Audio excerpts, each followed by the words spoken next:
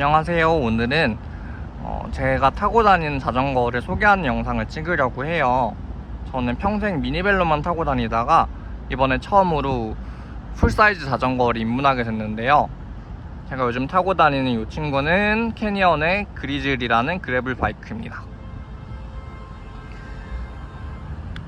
캐니언의 그리즐은 알루미늄 모델과 카본 모델 이렇게 두 가지로 나오는데요. 알루미늄 모델에는 여기 홀이 있어서 리어렉을 장착할 수가 있어요. 저는 나중에 자전거 여행이나 자전거 캠핑 같은 거 다니려고 알루미늄 모델을 구매했습니다.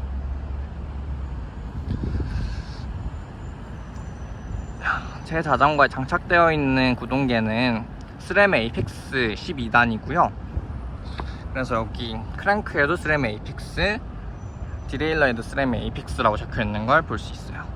그리고 또 제 자전거의 특이한 점은 원바이 모델이라서 앞쪽에는 기어 하나밖에 없고 뒤쪽에 총 12장의 카세트가 있는 걸 볼 수가 있어요.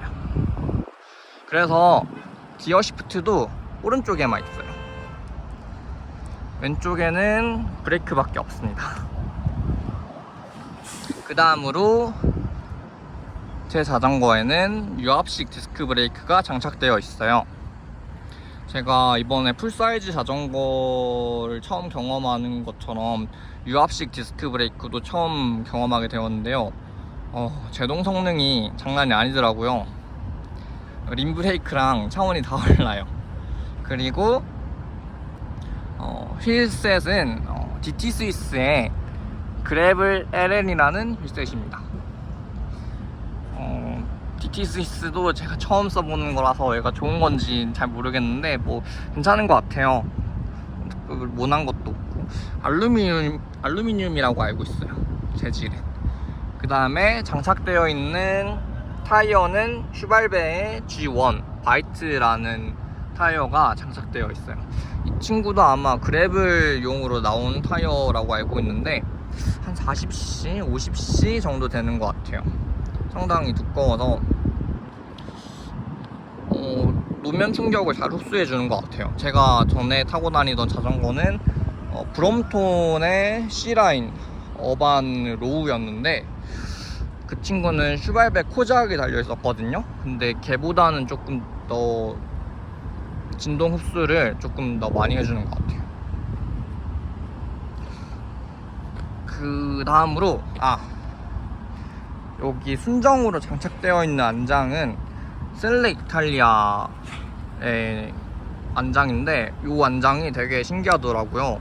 되게 뭐랄까 쫀쫀하다고 해야 되나? 끈적끈적하다 해야 되나? 아무튼 안장이 엉덩이에 붙어가지고 되게 좋아요. 물론 이게 사람에 따라서는 좋다고 할 수도 있고 나쁘다고 할 수도 있는데 아무튼 저는 되게 좋은 것 같습니다. 엉덩이에 착 붙어요, 안장이. 그 다음에 제 자전거에 달려있는 페달은 크랭크 브라더스의 더블샷 1이라는 양면 페달이고요. 이쪽이 클립면, 이쪽이 평페달면, 이렇게 해서 다닐 수가 있어요. 그래서 제가 이번에 풀사이즈 자전거를 처음 입문하면서 클릿도 마찬가지로 처음 입문하게 됐는데 클릿을 입문하는 사람은 무조건 클바링을 한다고 하죠. 저는 클바링 안 할 줄 알았어요. 근데 클바링을 했는데 조금 심하게 해가지고 수술을 했습니다. 그것도 이 자전거를 받고 두 번째 라이딩에서 심하게 클바링을 해가지고 지금 몇 개월 만에 타고 있는 중입니다, 자전거를. 이 자전거가 되게 저한테는 애증의 자전거인 게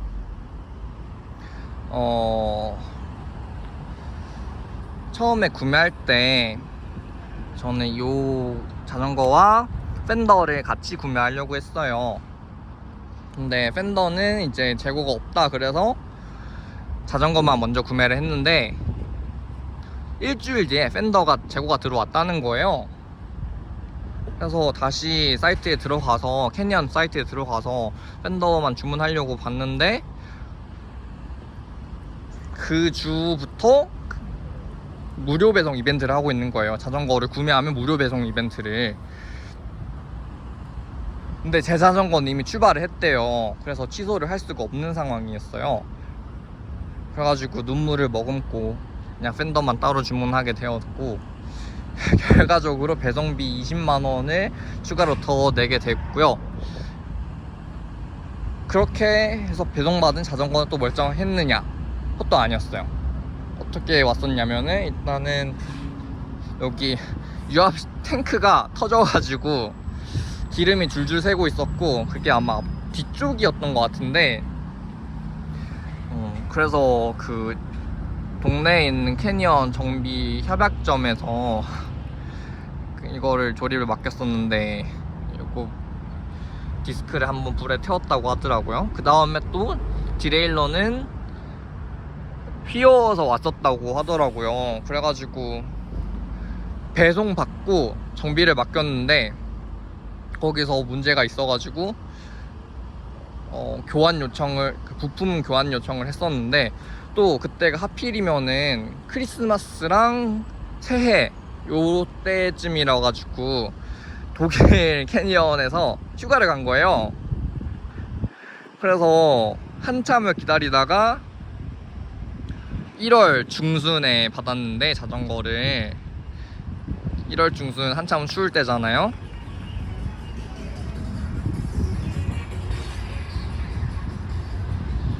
한창 추울 때였는데 날씨가 풀린 날이 있었어요.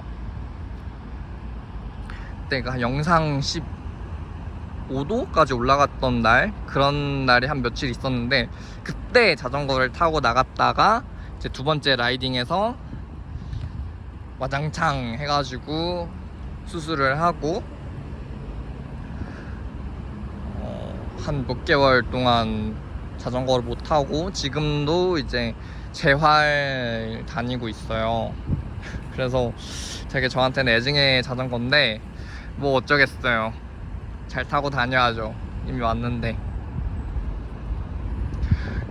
그리고 제 자전거에는 여기 팬더가 달려있는데, 아까 말씀드렸다시피 팬더도 또 달려있는데, 팬더는 이제 별도로 구매를 해야 돼요. 근데 요 팬더가 제가 요 자전거를 구매하게 된 가장 큰 이유이기도 해요. 왜냐하면은 저는 요 자전거를 평소에 일상 여기저기 타고 다니려고, 레저용이 아니라 평소에 일상 여기저기 타고 다니려고 미니벨로를 팔고 구매한 거거든요.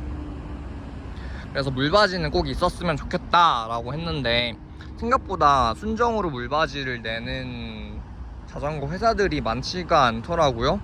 그 중에서도 그래블바이크에 이렇게 물바지가 있는 경우는, 순정으로 물바지가 있는 경우는 캐니언밖에 없었어가지고 캐니언의 그리즐 모델을 구매하게 됐어요. 그리고 제가 그래블바이크를 구매해야만 했던 이유는, 서울과 다르게 지방은 이렇게 자전거 도로가 있는데도 노면이 상태가 되게 안 좋아요.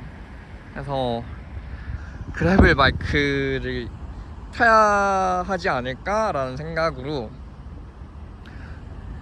그래블 바이크를 고르게 되었습니다. 그래서 많이 타보진 않았지만 지금까지는 생각보다 되게 만족스럽게 타고 다니고 있어요. 네. 맞다. 그리고 그때 자전거를 주문할 때 너무 급하게 주문하느라 물통, 공구통 이런 거 하나도 없이 그냥 딸랑 자전거만 사서 왔었고요. 그래서 물통을 사야 되긴 하는데, 캐니언에서 또 사려고 하니까 거기는 또 배송비가 또 붙어가지고 어떻게 해야 할지 지금 고민 중이긴 해요. 하여튼 캐니언 그리즐에 대해서 궁금하신 점 있으시면은 댓글 남겨주시면 제가 아는 선에서 최대한 알려드리도록 하겠습니다. 어줍지 않은 영상 시청해주셔서 감사합니다.